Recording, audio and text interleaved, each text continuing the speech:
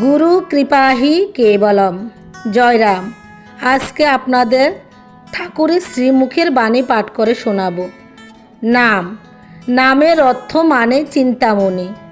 কৃষ্ণ চৈতন্য রস বিগ্রহ, নিত্য শুদ্ধ, নিত্য মুক্ত, সর্বমঙ্গল কারক, অভিন্ন চিত্ত।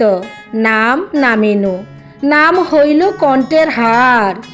যেই নাম সেই কৃষ্ণ, যেই নাম সেই ভগবান। নাম ছাড়া জগতে কেউ ত্রাণ পাইতে পারে না। নামের মধ্যে সব আছে, প্রাণের মধ্যে নাম গাথা থাকিবে, এইটা মনে থাকা চাই। নামের আশ্রয় থাকিলে জীব অদ্বৈত হয়। বৃহস্পতি শ্রীভ্রষ্ট হইয়া মায়াবদ্ধ হইলে জীবের সৃষ্টি হয়। নাম চৈতন্যময়, নামই সত্য, ত্রেতা, দ্বাপর, কলি, এই চার যুগে সমষ্টি। জন্ম আর মৃত্যু এই দুইটাতে অষ্টকাল হয়। অষ্টকাল উদ্ধার হইলে শ্রীপদ লাভ হয়। উদয় আর অস্ত মিলিয়ে চার কাল হয়। আবার অস্ত আর উদয় মিলিয়ে চার কাল হয়। দিনকে ধরিয়া নিবেন জন্ম, আর রাত্রিকে ধরিয়া নিবেন মৃত্যু।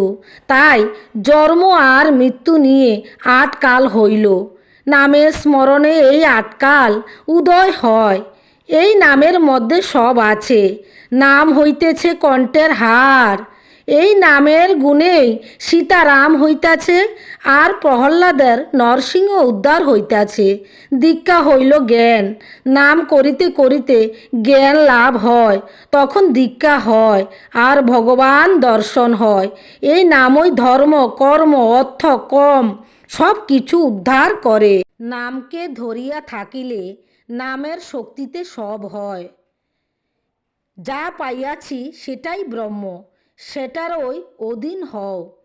এই শরীর আমার নয়, এই চক্ষু আমার নয়, কারণ আমি দিন দিন ক্ষয় হইতাছি। বেদের থেকে যাহা হয় তাহা সত্য, বেদ ভিন্ন যাহা করা যায় তাহা অসত্য। আমি চলিলে সব চলিবে, আমি অচল হইলে সব অচল। আমি সত্য আর বাকি সব মিথ্যা। আমি যাহা পারি না সেটা নামই করিবে। জগৎ তা সত্যনারায়ণের। এই সত্য যখন চৈতন্য হয় তখন আনন্দ হয়। নামই এই কলির একমাত্র আশ্রয়। নাম ছাড়া এই জগতে কেউ ত্রাণ করিতে পারে না। জয়রাম। জয়রাম। আমি যা পাঠ করে শোনাচ্ছি তা ঠাকুরের বই থেকে নিয়ে সংগ্রহ করে নিয়ে শোনানো। তাই আসুন আজ থেকে আমরা প্রতিজ্ঞাবদ্ধ হই, সংসারে যতই কর্ম করি না কেন তার মাঝে মাঝে নামই শ্রবণ করিব, নামই কীর্তন করিব, নামের মাঝে নিজেকে ডুবাইয়া রাখিব। দয়াল ঠাকুরের ইচ্ছায় কৃপায় একদিন সত্যি আমাদের ভগবৎ প্রাপ্ত হইব। পাঠ করার মাঝে যদি আমার কিছু ভুল ত্রুটি হয়ে থাকে অবশ্যই আপনারা ক্ষমা দৃষ্টিতে দেখবেন। আমি চেষ্টা করছি আপনাদের মাঝে যেন ঠাকুরের কথা শ্রবণ করাতে পারি। ভুল ত্রুটি হতেই পারে, ক্ষমা দৃষ্টিতে দেখবেন।